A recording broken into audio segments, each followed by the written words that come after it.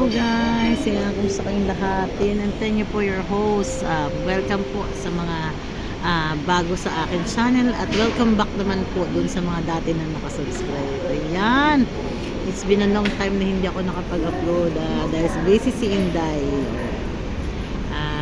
Ngayong araw na ito, gusto ko lang i-share sa inyo na nagpunta ako sa clinic to check my blood sugar at saka blood pressure na rin. So, si Inday umupo muna dito pansamantala dahil isang malikling kwento lang meron kasi akong mga papers dito. Ito. Ayan. Ayan. Hindi ko masyadong makikita. Galing yan sa clinic kasi may regular check-up ako. So, since meron siyang binigay sa akin na dalawang paper, na-confuse si Inday. Akala ko ngayong araw na to yung aking blood taking para sa aking sugar test blood taking. So, alam naman natin na pag mag-blood taking, magpa-fasting. So, from 12 o'clock in the midnight, hindi ako kumain, just tubig lang. Diba ganoon naman pagka tayo magba-blood taking, Nagtataka lang ako, bakit ako sobrang late na yung schedule ko ng blood taking.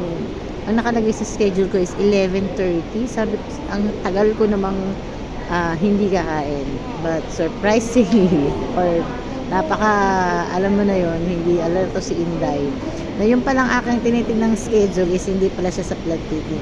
Kundi yun ay ang aking meet up to my doctor para naman i-assess ang aking sugar level. Diba? In short, si Inday ay nagutom. Nagutom ako. Kaya naman ngayon, bago ko umuwi sa bahay ni Amo, bumili muna ako ng tinapay. Yan, ng bread ng siopaw. Sa atin ay siopaw to.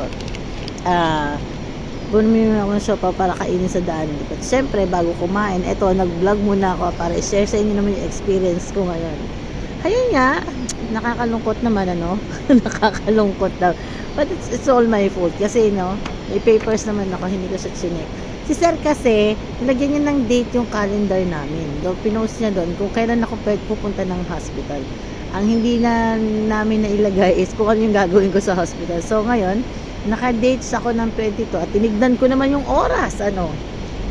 Ayun nga lang, hindi ko tinignan kung anong procedure yung gagawin sa akin ngayon. So, ayun nga, katulad ng sinabi ko kanina, nag-fasting ako from 12 o'clock in the midnight. Tubig lang ang ininom ko until now.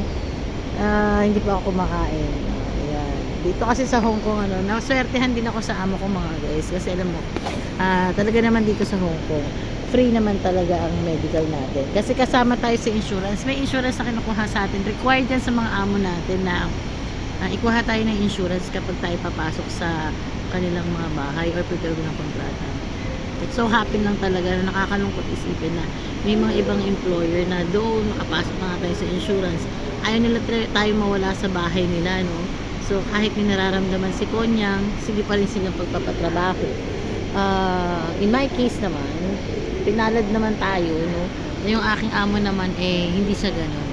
So, isang kwento pa rin, kasi nung sumampa ako sa kanila rito, sa Pilipinas pa lang, na-diagnose ako, nakita na ako ay may high blood pressure, So, pagdating ko dito sa Hong Kong, immediately, 2 weeks pa lang yata ako, wala pa nga akong ID pinarush ng aking employer sa agency ko rin yung aking ID. Kasi kailangan ko daw pumunta ng doktor. Kasi nga syempre dito sa Hong Kong, lahat ng transaction mo kakabit is ID. So, nung time namin, 1 month bago makuha sana yung ID. Pero since pinarush niya, nakuha naman namin yung ID. Tapos na pa-check up niya naman ako. So, ayun. So ibig ko sabihin, ako kasi sa employer ko is nakasign ako ng tukol. Magpo 4 years na ako sa kanila, and sa loob ng 4 years na yun, meron akong regular check-up to my doctor para sa aking blood pressure. Tapos check up na nga nila ako, so nakita na rin nila na tumataas na rin yung sugar level ni Inday. Siguro dahil tayo bumabata, ayan, bumabata na kasi tayo, kaya marami nang nararamdaman. So kasama na rin siya sa monitor na yun. So I'm just saying that I'm so blessed na napunta ako dito sa amo ko. Madalas ko nga sabihin sa mga posts ko, my employer is the perfect one. Tukupakin pero may puso. Kasi alam din naman nila ang batas. Alam din nila yung karapatan nating mga kung. Siyempre, minsan, may topak talaga. At saka, alam mo yung mararamdaman mo yung parang authority sila eh. So tayo bilang namang helper, makisayo lang tayo sa ugali ng mga amo natin. Ganun na talaga sila. So ayun. Yan na, one information sa mga gustong pupunta dito sa Hong Kong ha. Tayo po ay required or tayo po ay covered ng insurance. So pagka kayo nagkasakit dito sa Hong Kong, sabihin nyo sa amo nyo, ma'am, gusto ko magpa-doktor, covered naman ako ng insurance. So sa kaso ko ay gamit na gamit ko insurance dahil nga sabi ko sa inyo, from my first month here in Hong Kong is napa-check up na nila ako. So until now, minomonitor lahat sa akin, blood pressure ko at saka yan nga yung sugar ko. Kaya I'm so blessed, no? Yun lang. Yun lang. For this video, gusto ko lang talaga i-share sa inyo yan. At saka isa pa, no? Tagal ko nang walang upload. Miss ko na kayong lahat. So for now, nagmamadali din si Inday. Quick. Eat lang ako nito kasi iniwan ko lang si Amo.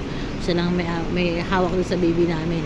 Doon sa mga nakasubaybay na sa aking channel, no, nakita nyo dati, no, isa lang ang alaga ko dati, pero ngayon dalawa na sila. I have 2 princess now, so kawawa naman si Sir. Ano pa yun, duty pa yung panggabi kagabi. Kaya ito si Konya nagpapaalam na sa inyo, babay na sa inyong lahat, and for my next video, abangan nyo, magiging updated na tayo for this month. Tapos na natin yung mga busy-busyhan natin yung mga araw. Balik YT na tayo. So sana yung mga nag-subscribe sa akin patuloy pa rin sumuporta. At sa mga hindi pa nag-subscribe, hit the bottom naman dyan. Hit the subscribe button na ha. Sige po, para ma-update ko naman kayo sa mga buhay-buhay ng isang OFW dito sa Hong Kong. For now, ciao na! Bye!